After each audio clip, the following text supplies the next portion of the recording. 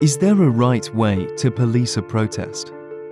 Some seem to think that it involves riot gear, tear gas, water cannons, rubber bullets.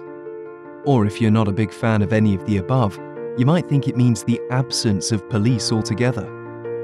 In fact, human rights law requires a much better role for law enforcement, the duty to facilitate. When you're peacefully protesting, police must neither assault nor ignore you. They should facilitate a safe protest and protect you while you exercise your human rights. Here are some things everyone should demand the police to do during protests. Communicate. Direct communication should be the main policing approach. Conflict should be prevented through dialogue and settled through de-escalation. No good conversation ever started with a tear gas canister. Remain neutral.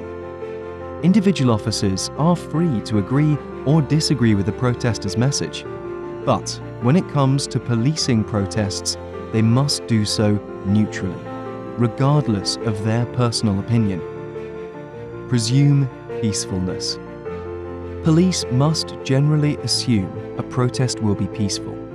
Showing up with military vehicles doesn't exactly scream, "We just want to chat."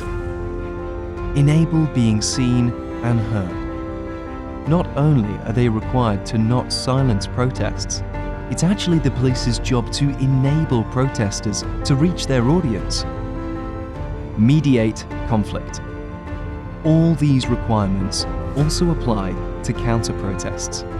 It's the police's duty to prevent violence by either side, but also to allow each to have their audience. We must demand no less than this.